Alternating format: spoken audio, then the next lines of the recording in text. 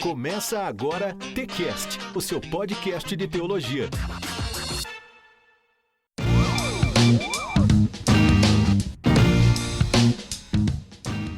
Oi pessoal, aqui quem fala é a Jacira.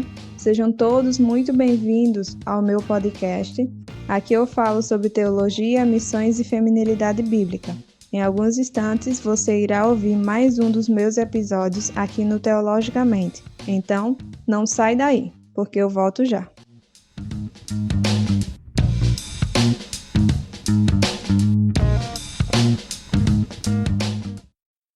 Olá pessoal, aqui quem fala é o Willy do Resenha Teológica e esta é minha indicação de livros para o Teologicamente.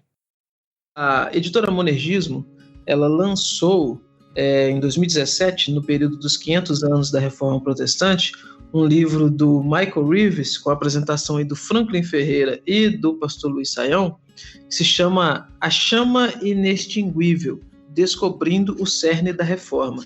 Neste livro, você vai ter uma introdução ao período histórico da Reforma, e depois dessa introdução, você tem aí um capítulo falando sobre Lutero, quem é Lutero, quem foi Lutero, a contribuição de Lutero. Depois você tem um outro capítulo falando sobre Zwinglio, um capítulo sobre João Calvino, um capítulo sobre a reforma ali na Grã-Bretanha, um capítulo falando dos puritanos. Ou seja, a ideia do livro é mostrar que essa chama que foi a reforma, ela não tem como apagar. Os desdobramentos históricos que a reforma trouxe por meio da vida destes homens, ela permanece até hoje. Um outro livro é o livro Teologia dos Reformadores, da editora Vida Nova. Agora a editora Vida Nova está com uma nova edição dele, que tem um capítulo acrescentado aí. E assim, o livro também é excelente, vai te colocar nesse contexto da Reforma Protestante. Essa foi a minha dica literária de hoje. Acompanhe minhas redes sociais, só você procurar Resenha Teológica no Instagram e no YouTube. Até a próxima!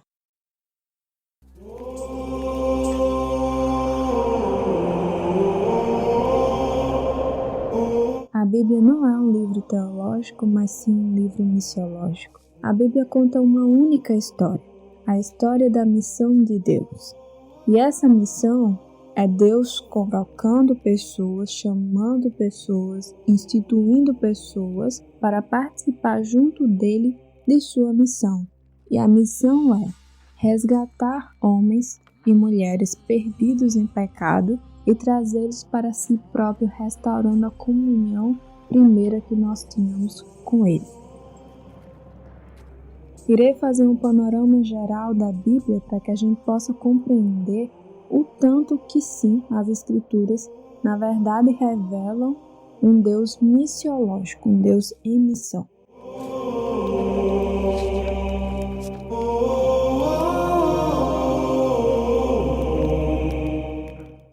Em primeiro lugar, se nós formos olhar o Pentateuco, nos 5 livros de Moisés, nós vemos figuras importantes. Vou destacar alguns, como Adão e Eva, primeiramente. Deus os constitui, Deus os forma e lhes dá uma missão. A missão de que eles preservassem a árvore do conhecimento do bem e do mal, que eles não comessem desse fruto. Mas eles falham nessa missão. E a partir disso, por causa do pecado ter entrado no mundo, começa-se a missão de Deus, que é a missão de resgatar homens, tirar-nos do lamaçal do nosso pecado e nos trazer para Ele próprio. Depois vem, por exemplo, Noé. Noé teve a missão muito singular de refazer a terra, de reformar a terra, digamos assim. No sentido de que o dilúvio viria, todos iriam morrer, e a partir de Noé e a sua família, toda a terra seria novamente povoada. Depois nós temos a história de Abraão, o patriarca. Deus o chama, o convoca, e ele é o primeiro missionário das Escrituras. Deus o chama e o manda para um outro local, a um povo que ele não conhece, e diz para ele, dá uma promessa de que o faria uma grande nação. E é verdade. A partir de Abraão vem as 3 principais religiões do mundo. os cristãos, os judeus e os islâmicos, os muçulmanos. Então, em Abraão também é cumprida a missão de Deus. A partir de Abraão, Deus cumpre a sua missão no mundo. Depois vem Isaac, que vem da linhagem de Abraão. Também cumpre a sua missão, a sua parte. Jacó, que foi mudado para Israel, o nome mudado para Israel, de enganador ele passou a ser Israel e uma grande nação. E que cumpriu também a sua missão. Apesar de ser enganador, Deus o transformou, Deus o mudou e colocou-o em sua missão. Moisés, que achava-se incapacitado, Deus o capacitou, Deus lhe dotou de dons e talentos que lhe fez conseguir fazer o que ele precisava fazer para que a missão de Deus desse continuidade. E depois nós temos a história do povo de Deus, que veio cheio de leis e regras, onde Deus impunha esses limites ao seu povo, no sentido de lhes mostrar que eles eram a nação escolhida, o povo eleito, a nação santa, e que eles deveriam respeitar as leis do Senhor para que eles pudessem, assim, viver em conformidade com a missão que Deus tem, com a missão única de Deus. Depois nós vamos ver os livros históricos da Bíblia, que são 12, de Josué até Esther.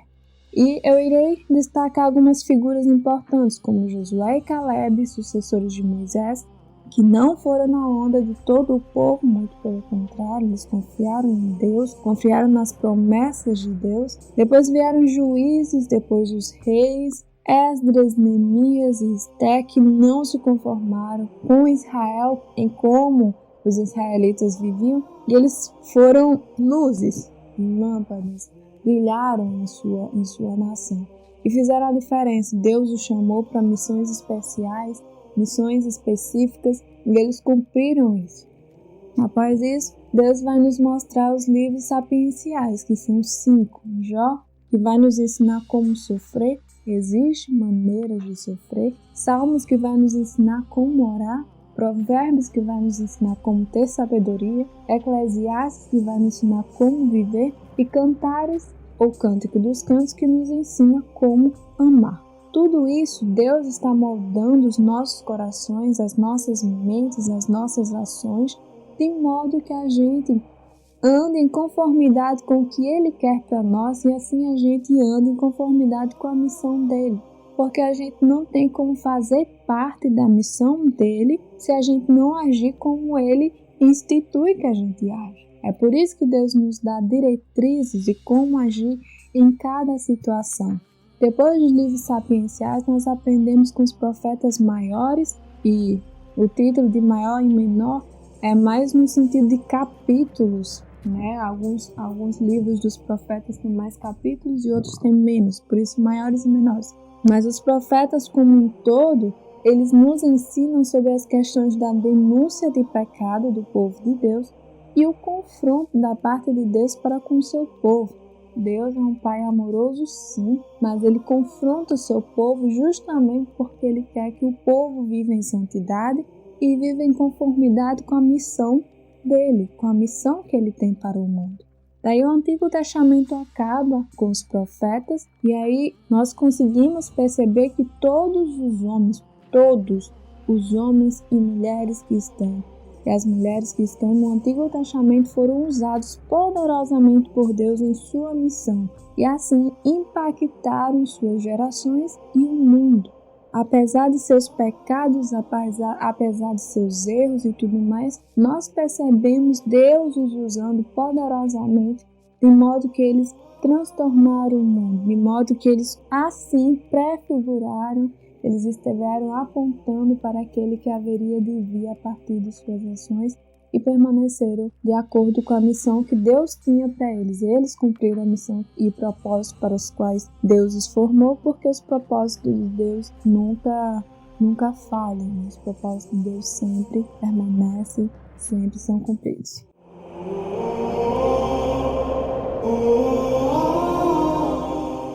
E aí depois nós vemos o Novo Testamento, onde nós podemos perceber de forma bem clara realmente a missão de Deus, né? O Evangelho e Atos, vai nos mostrar sobre a vida de Jesus, a forma como ele agiu em conformidade com as profecias no Antigo Testamento, a forma que ele veio realmente, ele sendo Emmanuel, ele sendo Jesus, o Salvador, e ele veio para nos salvar de nós mesmos, ele veio para nos salvar dos nossos pecados, e Jesus ele veio ser o pleno cumprimento da missão de Deus.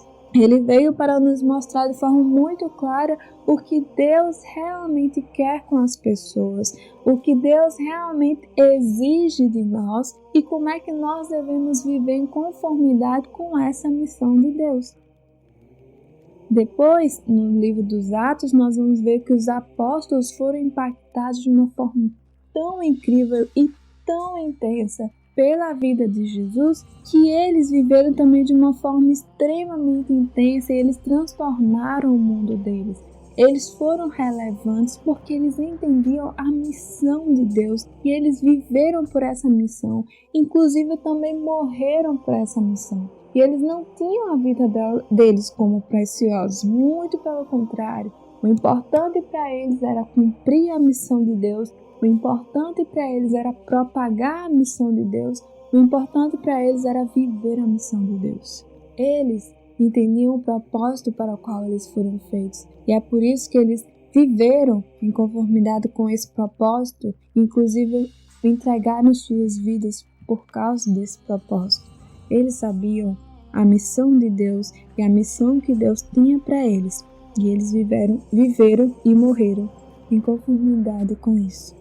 No Novo Testamento nós vemos de forma muito mais clara, como no Antigo Testamento também, nós vemos Deus está se movendo em missão e convocando e chamando pessoas para fazerem parte dessa missão. Logo, nós podemos chegar à conclusão de que a Bíblia é uma história, uma única história, cujo personagem principal é Deus. E Deus tem uma missão muito especial. E essa missão é resgatar pecadores perdidos no pecado, trazendo-os para si. Para essa missão especial de Deus, Ele convoca pessoas a pregarem a sua mensagem gloriosa. Ele chama trabalhadores para a sua seara. E uma coisa muito importante que a gente ressalte é que desde Gênesis, Deus não pede algo ao homem. Ele não chega e diz para o homem que se ele quiser, ele faça o que ele quer. Não. Deus ordena. No cristianismo, nós vivemos uma monarquia, onde o Rei dos Reis e Senhor dos Senhores dita as regras e nós devemos obedecê-la.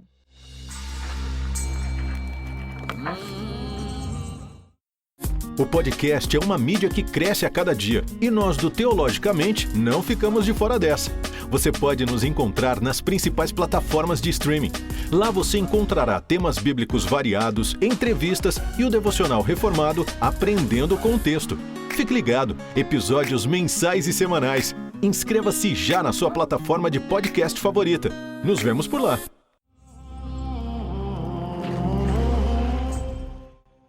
Deus chamou para que participassem de sua obra Abraão, mesmo sendo muito velho. Deus chamou a Noé, dando-lhe uma missão muito especial de povoar novamente a terra. Deus chamou a Moisés, mesmo ele se sentindo incapacitado. Deus chamou aos discípulos, disse-lhes para largar tudo e seguirem a Ele. Deus os usou, todos eles, em sua missão. E o interessante, o bom e o legal é a gente não se esquecer do profeta Jonas, que mesmo não querendo fazer o que Deus o mandou fazer, Jonas foi o único que disse, deixa eu testar aqui o que acontece se eu não fazer o que Deus manda. Foi o mais ousado de todos. Porque os outros, mesmo na fraqueza deles, por exemplo, Moisés se sentia extremamente incapacitado, mas porque foi Deus que o mandou fazer aquilo, ele foi. Mas Jonas, ele se rebelou mesmo. Ele disse que não iria fazer. Na verdade, ele disse que iria fazer, mas foi fazer outra coisa. Então, Deus mandou ele fazer algo e ele fez outro. Mas Deus, os propósitos dele sempre vão ser cumpridos. E Deus planejou que Jonas levasse a mensagem do Evangelho aos ninivitas, e isso iria acontecer independente de Jonas querer ou não. Então Deus enviou um grande peixe para que Jonas pudesse ir pregar aos ninivitas. E meus irmãos, essa mensagem que eu estou querendo trazer para vocês hoje é que Deus se move em missão e chama pessoas para essa missão. Chama a todos, para todos que participem dessa missão. E meu amigo, se Deus está lhe chamando de alguma forma para participar dessa missão, aceite, vá, seja como os discípulos que Jesus chamou e imediatamente, a Bíblia fala, imediatamente eles deixaram tudo e seguiram a Jesus. Meu irmão, em nome de Jesus, não espere que um grande peixe venha lhe buscar para que você cumpra a missão que ele tem para você. Mesmo que você queira fugir, mesmo que queiramos fugir, não há como. É como diz o salmista, para onde nos esconderemos de Deus e do seu Espírito? Não há lugar. Deus tem um propósito para todos os que Ele criou. Cada um pode ter um propósito específico, mas todos têm algum propósito. E o propósito principal, o fim último, é nos envolvermos com Deus e com a missão que Deus tem e está fazendo no mundo. Portanto, não se envolver com o que Deus tem feito no mundo é, antes de tudo, desobediência, porque Deus está chamando a todos para que participem da missão dele. Em épocas passadas, nós vimos jovens de idades pequenas que fizeram grandes coisas pelo Senhor Jesus. Jovens de 20 e poucos anos que foram grandes avivalistas, grandes missionários e que transtornaram o mundo de suas épocas. E a pergunta que fica é que nós que temos a mesma idade que eles fizeram grandes coisas, o que é que nós realmente fazemos pelo reino e pelo rei? Será que nós temos preferido viver no comodismo e caminhar na onda do mundo? Mas meu chamado aqui, meus irmãos, é para que a gente não se conforme, assim como Paulo vai nos ensinar lá em Romanos 12:2. Para que nós sejamos contraculturais, para que a gente não vá na onda do mundo. Nós sabemos que a seara é grande e que muito poucos são os trabalhadores. Nós devemos ousar andar na contramão desse não engajamento na obra do Senhor. Nós precisamos ser a mudança e nos comprometermos totalmente com a obra do Senhor para sermos usados por Ele na obra dele. Tenho orado diariamente por mais trabalhadores para a seara do Senhor. E eu quero lhes fazer uma proposta. A proposta é o seguinte: ouse ser a resposta. Ouse ser a resposta. Seja um trabalhador na seara de Deus. Não espere pelos outros. Seja você a resposta. Nós temos o Espírito Santo de Deus que nos capacita a fazer toda a boa obra. E nós não estamos só. O Emmanuel, Deus está conosco. Em Mateus 9:35-38, nós vemos que Jesus andava por todas as cidades, ensinando nas sinagogas, pregando o evangelho do reino e curando todas as enfermidades. E ele tinha compaixão das pessoas porque ele via que essas pessoas estavam exaustas e dispersas como ovelhas que não têm pastor. Meus irmãos, a gente precisa ter os olhos de Jesus, a gente precisa ser como Jesus, a gente precisa imitar o modo de Jesus, porque é um modo que funciona, é o modo do nosso mestre. Ao longo de toda a vida de Jesus, nós vemos pelos evangelhos que Jesus agia com misericórdia e compaixão. E não é diferente nesses versículos de Mateus 9:35, versículos 35-38. Jesus, ao ver, ou seja, é necessário que a gente veja e não apenas olhar. E para ver é necessário que Deus nos remova as escamas dos nossos olhos e assim percebamos as realidades espirituais. Jesus viu a multidão e foi movido por compaixão. Nós precisamos ser mais compassivos, assim como era Jesus. As pessoas estão exaustas e aflitas por causa do que o pecado nos traz: fome, doença, falta de amor, morte, ansiedade, etc. Essas pessoas estão exaustas, estão aflitas e são como ovelhas que não têm pastor. Jesus, ao ver a multidão e detectar o problema espiritual, se moveu de íntima compaixão. A pergunta é: e nós? Será que ao vermos as pessoas que estão aflitas e exaustas nesse mundo, estamos tendo compaixão delas? Será que temos ensinado, pregado e curado assim como Jesus? Será que nós temos seguido realmente o modo de Jesus? Temos honrado o título de cristão que nós temos? Nós vamos ver também que Jesus, ele olha para os irmãos escolhidos, os discípulos, e lhes diz algo no versículo 37 de Mateus 9. Ele fala que há uma seara e que essa seara é grande e que há poucos trabalhadores. E para que a gente possa entender de forma profunda isso, é necessário que a gente se recorde da parábola do semeador. Essa parábola a gente encontra em Mateus 13, do 1 ao 23, Marcos 4, do 1 ao 20 e Lucas 8, do 4 ao 15. Essa parábola nos diz que há um semeador que saiu a semear uma semente e essa semente cai em diversos solos ou campos diferentes. Jesus nos diz que o semeador é quem prega, a semente é a palavra de Deus e o campo é o mundo, as pessoas do mundo. Entender isso nos ajuda a ter uma percepção mais ampla com relação ao versículo 37 de Mateus 9, pois entenderemos que há uma tarefa muito grande a ser feita, e a tarefa é pregar o Evangelho, plantar a semente no campo dos corações ímpios. Todavia entenderemos também que, embora a seara seja verdadeiramente grande, há poucos trabalhadores. Em Romanos 10, 17, nós aprendemos que a fé vem pelo ouvir e o ouvir a palavra de Deus. Mas no mesmo capítulo, no fim do versículo 14, nos é perguntado de forma profunda e contundente: como ouvirão se não há quem pregue? E Jesus, ao dizer que há uma grande seara e poucos trabalhadores, nos reafirma esse problema de que não há pregadores suficientes para as necessidades do campo do coração das pessoas no mundo. Mas os campos estão preparados, a seara é grande. Quem está pronto a trabalhar nessa seara, assim como Jesus trabalhou? Quem está disposto a realmente ser como Jesus? Muitos dos nossos procuramos por trabalho. Há trabalho, há vagas na seara do Senhor. Nós precisamos de trabalhadores nessa seara. E no versículo 38 do capítulo 9 de Mateus, Jesus nos relembra da base de nossa vida cristã, a oração. Sem a cobertura espiritual da oração, não conseguiremos ter poder para fazer nada. Jesus não fala que os trabalhadores são poucos e a seara é grande para o nosso desespero.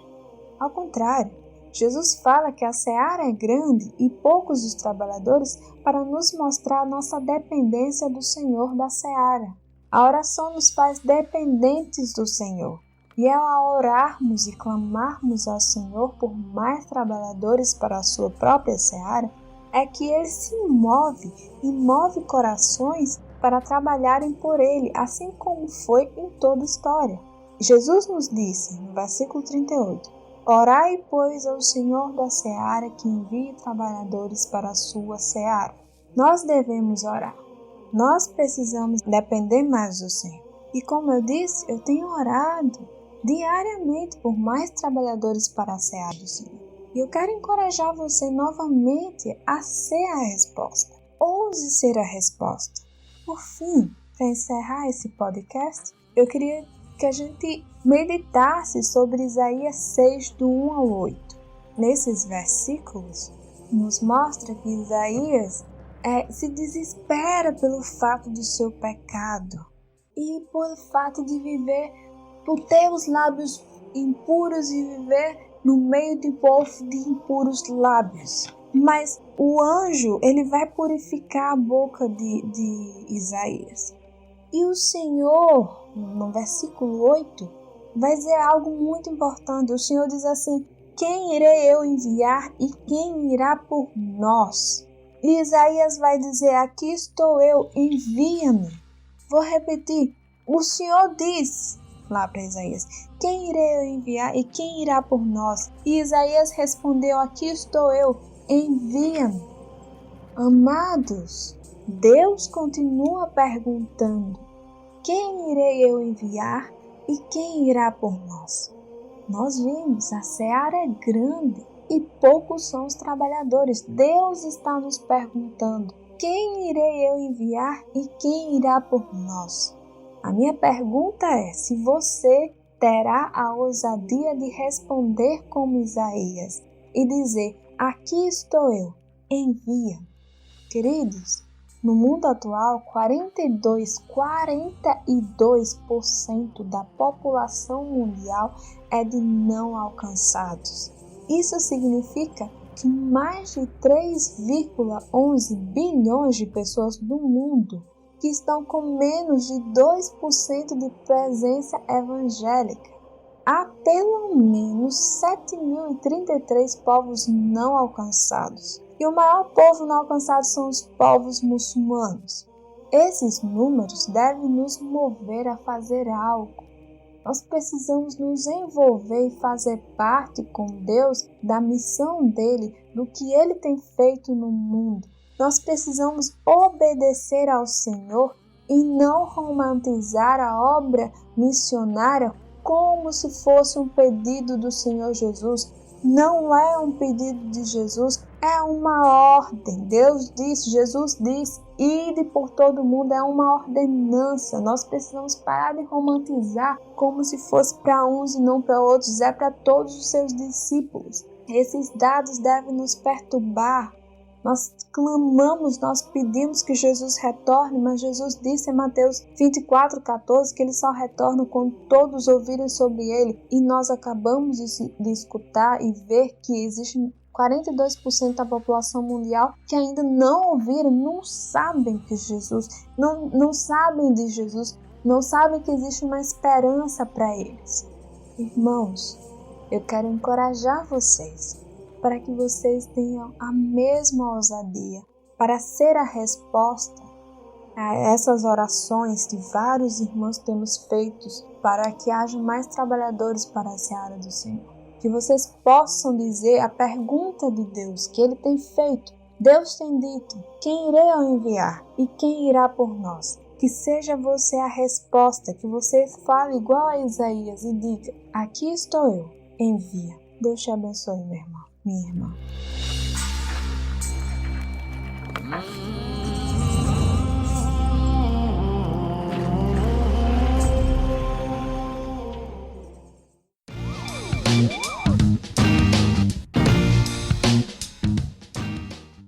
Muito obrigada por ouvir mais um dos meus podcasts.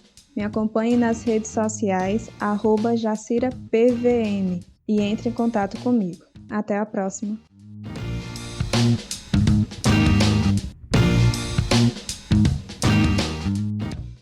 Você acabou de ouvir TCast, o seu podcast de teologia.